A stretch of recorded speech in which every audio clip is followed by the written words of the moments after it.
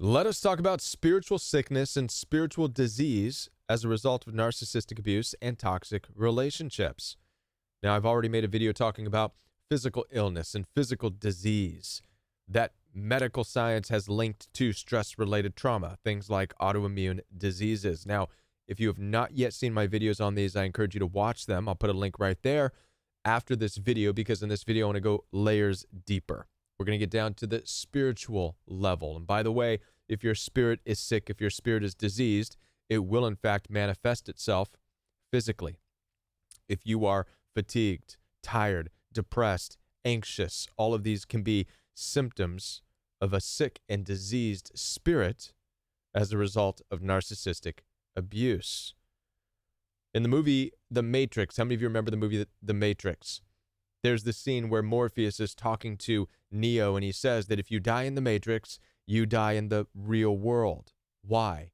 Because the body cannot exist without the mind. Well, I would add something else to that. The body nor the mind can exist without the spirit. So if you have a sick and diseased spirit, then naturally you're going to have physical symptoms as well. In this message, I want to share with you 4 spiritual sicknesses that can be linked to narcissistic abuse. These 4 spiritual diseases are diseases that I have helped people just like you throughout the past decade resolve. These are all also sicknesses that I personally have experienced and have been working to heal myself from as well. So not only am I going to talk about these spiritual diseases, but I'm going to give you some coaching tips on how to resolve these spiritual sicknesses. Let's talk. My name is Kevin, and this is The Royal We. Now, before I do continue, I am available for one-on-one support.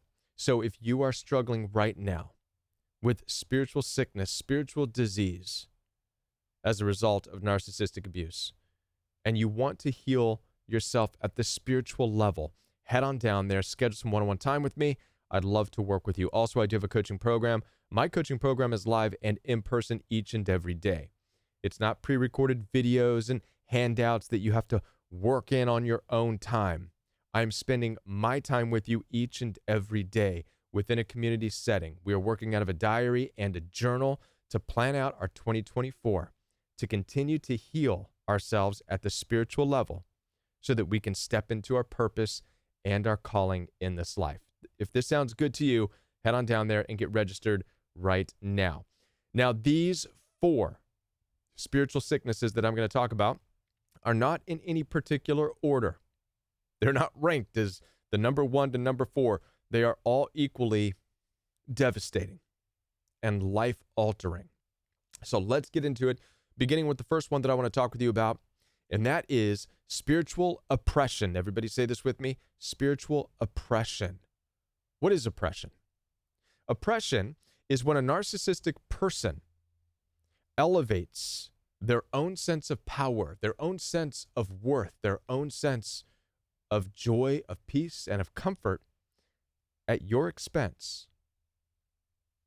A lot of times in relationships, you would hope and you would expect that you would have peace together, that you would be empowered together. How many of you have heard the term a power couple? How many of you have wanted to be in a relationship where you could be a power couple? Well, in a toxic relationship, that doesn't exist. There is no such thing as a power couple, because narcissistically abusive personalities only believe in the singular, the one. There is only one who can have power. There is only one who can have peace. They're in it for the win. And having peace is a win. Having comfort is a win. Having power is a win. And the only way that they can achieve this win is by oppressing or by stepping on somebody, by pushing someone down. Narcissistic people are not able to create and empower themselves. They're not able to create peace within their own lives. I want you to look at it this way. Narcissistic personalities never increase in power. They never increase in peace. They never increase in comfort, because that has to be done on one's own. So they never increase. Don't look at it as them ever increasing. what they do is step down on people. They push others down around them, so it gives them the appearance of being in power. It gives them the appearance of being at peace, when really all they're doing is pushing the ones they say they love down beneath them. This is oppression. How do narcissistically abusive people do this? Well, there's two different ways that I've come across that narcissistically abusive people oppress people spiritually. The first one has to do with exploitation. Exploitation is using you for whatever you have to give. And by the way, if you are a giving person, if you are a loving person, it's because you have a giving spirit. You have a loving spirit. Likewise, if somebody is mean and vicious and nasty and abusive, it's because they have an abusive spirit. Don't be mad at me. I'm not the creator. I'm just stating the facts. All right? What they do is they extract these things from you in an imbalanced way. So when there is an imbalanced amount of them taking from you, whether it's your sex, your energy, your money, your resources, your time, your affection, your love, your joy, even your frustration. We call this in the narcissistically abusive community supply. They're extracting supply from you, and it's imbalanced. It's not reciprocal. So when they take love from you, they're exploiting it because they're not giving it back. This is what exploitation is. It's an unfair, imbalanced extraction of who you are. This, over time, will oppress your spirit. It will cause your spirit to become sick and diseased with spiritual oppression. That's one way. The other way they can achieve spiritual oppression in your life is through marginalization, or in other words, isolation. Many of you have heard the term isolation, how narcissistically abusive people isolate you by labeling you as a problem, by reaching out to your friends and your family, and even within their own circle of people, and telling everybody that there's something wrong with you. This now marginalizes you, and it makes you feel like you have nowhere to go. This oppresses your spirit. This can happen at a very early age for a lot of us, myself included. You see, when I was younger and growing up, I didn't have the family support to help me through education, to help me learn, to help grow me. So instead, I was handed off to public institutionalized education. And in the 80s, it was classrooms full of people, full of kids, right? So there was no time for the teacher to work individually to help individuals grow. And so as a result, marginalization began. Well, there's something wrong with Kevin because he's just not keeping up in this way. So ADHD, that's the problem. This is an example of marginalization. Now, this is a very devastating spiritual oppression that can follow you for the rest of your life. To be honest with you, it's something I still struggle with. This oppression of the spirit, this marginalization, if you will, of ADHD, it affects me still to this day. Living under that marginalization. So these things take a long time to resolve. All right. Another example of this, I'll use a biblical reference, if you don't mind. God sent Moses to take oppressed people, spiritually oppressed, a mixed multitude of people out of Egypt, where they were spiritually oppressed by the Egyptians.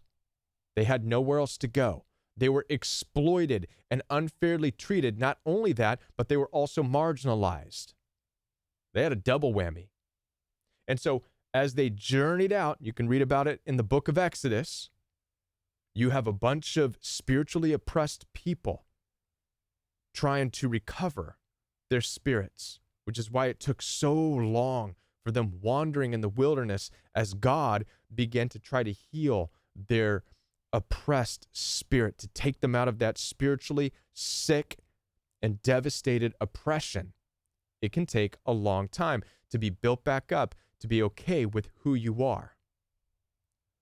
That's the consequences of spiritual oppression, which is a sickness and a disease caused by narcissistic abuse. Number two, the second one I want to talk with you about is that before I get on number two, let me give you a coaching tip on how to get out of this, right? So how to start to heal the spirit. I almost forgot. This is the coaching part. To begin to heal an oppressed spirit, this disease of spiritual oppression, you first have to detach and you have to get out from under that oppressive environment. You have to see it for what it is. You're being oppressed spiritually. Your gifts are being used. They're being exploited. There's no mutuality. There's no mutual benefit. And you have to sever the ties and you have to run. You have to escape. That's the only chance that you have. This is what no contact is. No contact, by and large, is a way for you to allow your spirit to recover. And it can take time. So my best coaching tip, if you are dealing with spiritual oppression in a relationship, is to escape that environment. By any means necessary, escape the spiritual oppression. Get out from under the label and move on. And this is what coaches are for. This is what we are all on YouTube trying to help you to do, is to get out and reclaim who you are. Rebuild that spirit, heal that spiritual sickness of oppression. All right? Now, moving on to number two, the second one I want to talk with you about is desperation. Desperation is a spiritual sickness. What is desperation? Ultimately, desperation is a sick heart, but not the heart that beats blood. It's your spiritual heart. It's a disease of your spiritual heart, which is a disease of your spirit. Desperation is this. It's being acutely aware that things are missing in your life, but it's gotten to a point to where you believe that you cannot exist without these things that you're missing. That's what desperation is. So again, it's being acutely aware that you're missing something, but desperately needing it. You believe you have no other options but to have that. It's an interesting sickness and illness of the spirit. What causes this? One word: hope. Something that narcissistically abusive people do in your life is instill hope, but the wrong kind of hope. They instill hope deferred, hope delayed. I mean now, but wait. If you do this, I'll get better. This creates a hope delayed, a hope deferred. Now, according to the ancient literature of the Bible, hope deferred makes what? Anybody out there who know the Bible? Say it with me. Hope deferred makes the heart sick. What is this sickness? Desperation. Because as they're saying, I'll get better, you grab onto that, and before you know it, you need that. You believe, I need them to get better. It has to happen. My life depends on that. That's desperation. And it's all an illusion that a narcissistically abusive person has painted a picture of. They do this through love bombing in the beginning of the relationship. They give you this image of how fantastic things could be. Then they future fake. All of this stuff is painting an image for you in your heart, in your spirit. And in the beginning, you just want it.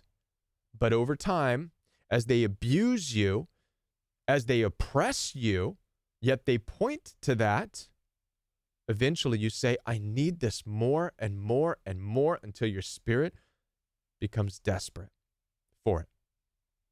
You've waited so long that you become desperate, which is when your spirit is now sick, because desperation is a spiritual disease. You are not designed to be spiritually desperate. Nobody is.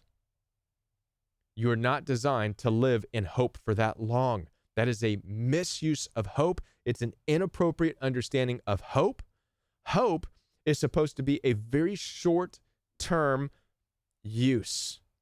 I'm going to give you an example of the right way in which hope is used. An excellent illustration of this is with King David in the ancient literature of the Bible. King David, when one of his sons was very sick and very ill, David went into a place of hope. He knelt down by his son's sickbed. He no longer ate any food. He prayed day and night for a miracle to take place. He was in a place of hope. I hope my son gets better. But it was temporary. It lasted X amount of days. And then one of two things happens. Either one, his son would get better, or the son would die. Sadly, in the story, his son died. Either way, the hope ended. And David illustrated what this looked like, because all of his servants were like, David, you need to eat, while he was in a place of hope. And David said, no, I can't eat right now. Leave me alone. But the moment his son died, the first thing David did is said, go and prepare food. His servants and everybody were saying, David, that is weird. What's going on with you? Your son just died and you want to feast? David's response was profound. See, by this time, he understood what hope is and how to properly use it. His response was simple. He said, while my son was still sick, he was still alive, there was hope. But my son is dead. So why would I not eat now? Why would I stay in a place of hope when my son is no more? Now, many of you are saying, well, Kevin, what's the cutoff point? Because when you're dealing with a toxic relationship, they're still alive. Yes, but is the relationship still alive? That's the cutoff point. Can you see and are you able to realize when the relationship is dead, when the marriage is dead, when that family dynamic is dead, that is the point in time where you need to be able to get up and say, I've got to move on and I need to eat. I need to nourish myself. So narcissistically abusive people have hijacked your sense of hope, kept you in this place where the marriage has been dead, the toxic family dynamic is dead, it's gone, yet they're pointing you to what it could be. They're working on it. They're trying to be better, whatever their nonsense is. You're in a place of desperation. This is when your spirit is sick with desperation. Your heart is sick because hope deferred makes the heart sick. I stopped using hope with toxic people, with narcissistically abusive people. I realized in my own personal journey at some point in time that toxic family, I needed to let that relationship die. The moment I realized that it was dead, I could stop placing my hope in it. And this began my personal journey of allowing my heart of desperation, because I started to get to that point of being desperate for them to receive me, desperate to be accepted by those people, all because I allowed hope to set in for too long. My spirit became sick. Once I finally accepted the relationship is dead, those people are not my family, now I began to heal my spirit. All right? The third one that I want to talk with you about now is bitterness and resentment. Everybody say this with me. Bitterness and resentment. These are absolutely spiritual diseases, not anger, by the way. Anger is not a spiritual disease. Anger is something useful in your life. Real quick, what's anger? Anger is something that we need to drive, to motivate ourselves, right? You're trying to put that screw in your cabinet to get it in right, and it's hard, and oh, you got to use anger. Get in there. All right, done. Yes. That's anger. Even in relationships, stop talking about it like that right now. Stop it. It's done. All right. Anger, righteous indignation. There's a place for that, and it's helpful to get things done, to accomplish things. Bitterness and resentment accomplish nothing in life, and they're very different. Bitterness and resentment are actually a disease of your spirit. What causes bitterness? What causes resentment? It's caused when you overgive. It's caused by exploitation. So if you have spiritual oppression, you're naturally going to have resentment and bitterness. Because you've offered too much, you've exhausted yourself, you've given and exhausted yourself. You have nothing left to give, and you've never been filled back up. You're empty. Let me give you another image of what this looks like. Let's say somebody goes to the stock market, takes their life savings, and puts it into a stock, and the stock goes belly up, and they lose everything. Now, who can you be angry at? Can you be angry at the stock? Maybe, but the stock just does what it does. There's no guarantees. Can you be mad at the stockbroker? Perhaps, but they didn't really know. So what's interesting about bitterness and resentment is that it comes from a sense of shared responsibility in it. This is why somebody who goes and maybe blows their life savings away in a bad stock, it's bitterness and resentment, that spiritual sickness that then causes them to want to jump off of a building. Because it's that element of I have a shared responsibility. I can't blame the stock. It does what it does. I can't blame the stockbroker. He didn't know. I gave everything I had, and now I have nothing. I'm going to end it. And by the way, this happens in toxic relationships. I have, in fact, coached people who are at that point. They exhausted themselves in the toxic relationship and had become embittered and resentful because they had nothing else to give. They exhausted themselves, and they were in that place of ready to jump off of a building. Resentment and bitterness. So everybody, let's understand this together of why resentment and bitterness is a spiritual disease, because it's a place where you have overexhausted yourself, yet you cannot fully blame others without partially allowing yourself to accept responsibility. This is where bitterness and resentment comes in. How do you coach yourself out of this? The best way that I've worked with people is to accept that responsibility. Accept that you invested so much. You invested everything you had. You went emotionally bankrupt, spiritually bankrupt by overgiving into this relationship where nothing was given back. Accept it while working with somebody who's able to fill you back up. And also help you to understand that ultimately it's your responsibility to give only what you can and to cut it off the moment you're not receiving, right?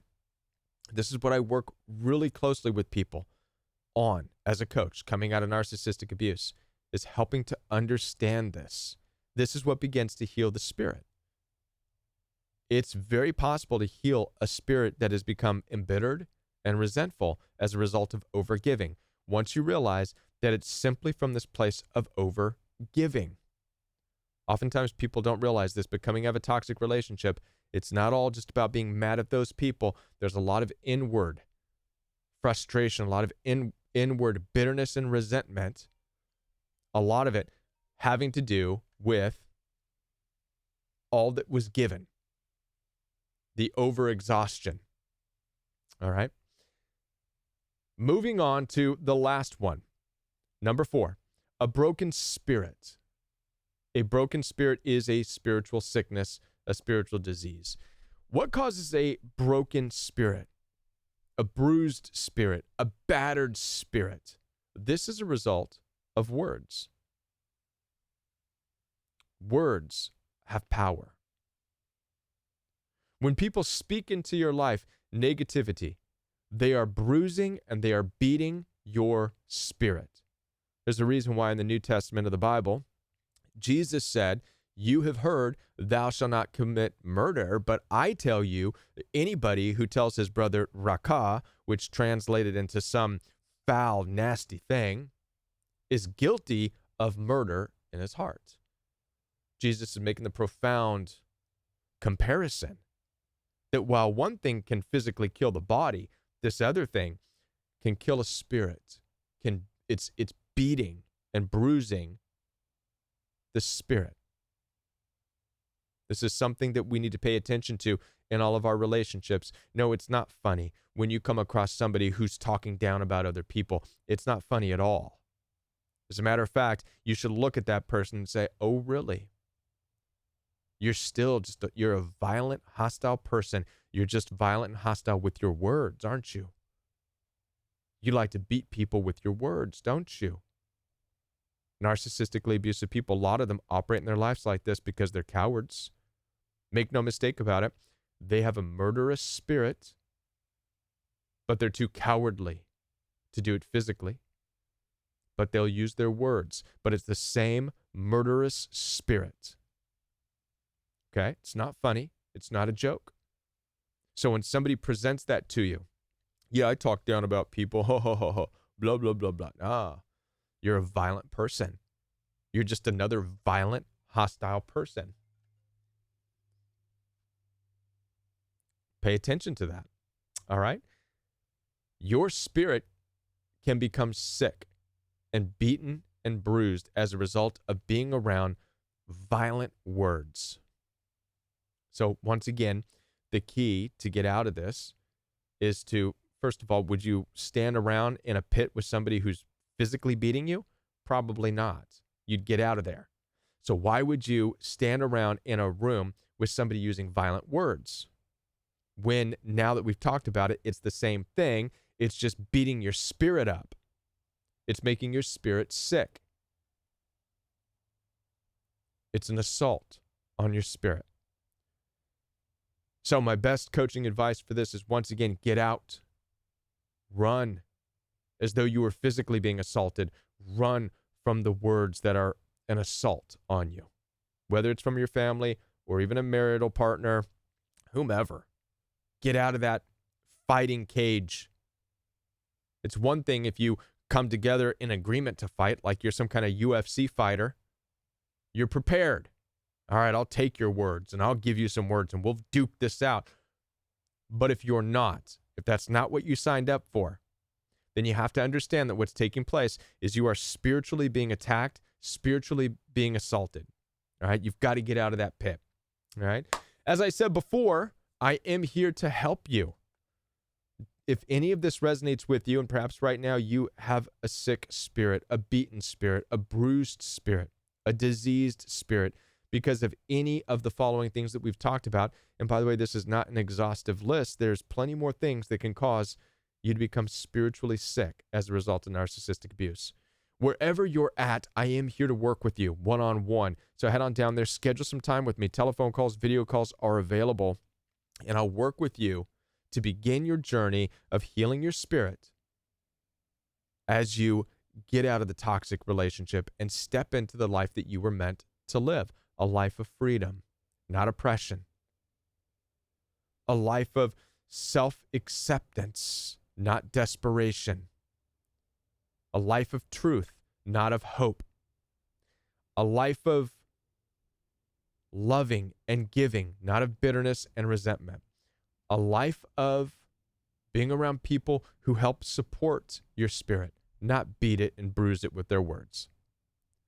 Head on down there, schedule some time with me right now, and I will be back with more videos for you right here on The Royal We. If you're new to this channel, be sure to hit the like button, subscribe to this channel for videos uploaded regularly on healing from narcissistic abuse, because you are the Royal We, and you bear the scars as a witness.